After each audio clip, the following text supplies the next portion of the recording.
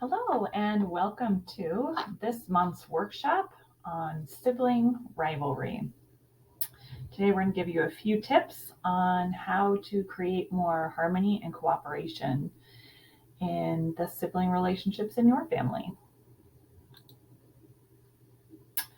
If you ask most parents of 2 or more children, they will tell you that while sibling relationships can be magical, they can also be full of contention within a family. We cannot control the relationships between our children, but we can influence their dynamics, teach them cooperation skills, negotiation skills, and create fair family rules that encourage cooperation. This workshop aims to equip you with those tools to use with your children to improve sibling relationships and create more harmony in your family. Our first tip for you as a parent of siblings is to avoid comparison. So many of us know that comparisons between siblings are not ideal. But some parents might believe that the occasional, why aren't you more like your brother or sister, or even positive comparisons can be motivating for children. Unfortunately, this is not the case. Parents who compare their children run the risk of sending the message that they are playing favorites or that the rules are different for different children. Children are keen to notice any and all differences in treatment, and they will often make false assumptions that their parent loves one child more than the other, and we do not want to send that message. So setting boundaries and limits with our children without mention of their siblings or their behavior is the best policy. All right, our second tip here is to teach our children social skills. Many times it becomes apparent that the relationships between our children need a little encouragement and that they could use some help with empathy, problem-solving skills, and conflict resolution. So with enough practice, your children will be able to use these skills on their own. They won't need your help. So we want to teach these skills by first empathizing and encouraging our children. We want to try to identify how they're feeling and express this to them. Especially if feelings have been hurt, we can encourage our children to stand up for themselves, but in a respectful manner. Secondly, we want to validate our children. This is a time to take a moment to restate what your child has said in your own words, and give them an opportunity to feel heard and understood, so that problem solving can occur next. And then finally, we want to support our children in finding solutions. If they need support coming up with a compromise or a solution, you can offer ideas and remind children if any of the family rules are not being followed, or they need a simple reminder.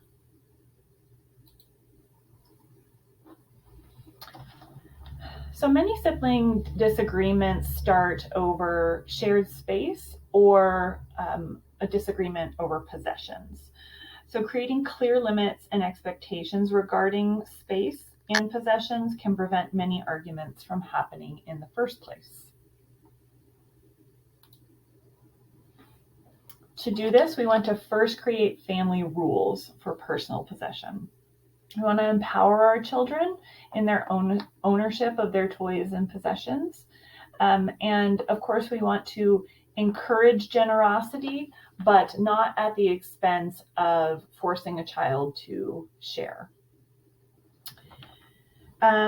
If our children happen to share a room and there's conflict around sharing of this room, we want to offer privacy, perhaps by dividing the space up in a fair way, And then if there really isn't a way to fairly divide the space, then thinking of a creative solution, such as having a personal cabinet or drawers, and areas that are off limits to other members of the household, so that children can feel a needed sense of privacy. And then finally, we want to teach sharing, but we want to teach it the right way. And enforced sharing often backfires on us as parents, and so there are actually other options. So instead of enforced sharing, try this. Instead of having the parent, yourself, regulate turn taking, try having child regulated turns instead. A good term to use with children is long-term taking. This means that the child who has the toy is allowed to choose when they share or give a turn to their sibling, and the only limit that is placed is that the current turn must end by the family's next meal. So here is an example of how that might play out in a real life scenario. Okay, your child Dylan is playing make-believe with a favorite dress-up cape when his sister Shireen comes over to say she wants a turn. Dylan isn't done using the dress-up cape, but Shireen demands that she plays with it now. Dylan does not relent, so Dad comes over to see if he can help. He reminds Dylan and Shireen that Dylan may take a long turn and decide when he gives Shireen a turn. When Shireen complains, Dad reminds her that dinner is a few hours away, and Dylan might be done with the cape before then. So here's what Dylan learns in this situation. First, he feels a sense of empowerment. He gets to decide how long his turn is. He also gets the chance to be generous on his own terms. He's not forced to share. He can end his own turn before the next meal. He can give it to his sister Shireen. So he learns self-regulation. He's going to control his own behaviors. He learns empathy, thinking about, getting a chance to think about how Shireen must feel. She's really wanting to play with this cape. And he gets the opportunity to finish out his play. His play is not interrupted. All the while, he's getting the message from his dad that he is sticking to the family rules, and he is not playing favorites between the children. Shireen also learns some valuable lessons from this. She learns that she does have the ability to wait. It's not going to kill her to wait. She learns that no amount of whining is going to change this household rule. She is just going to have to wait until the turn is over, until Dylan's turn is over. And she also observes that Dad is following the family rules. He is playing it fair. He is not playing favorites. So you can see that using this method of encouraging sharing accomplishes a lot more than forced sharing can. It gives a lot of opportunities for our children to practice some of these social skills that we hope to instill in them, but are difficult to encourage when children are feeling possessive of something. So it empowers our children to be generous and to not just be the subject to the whims of parents.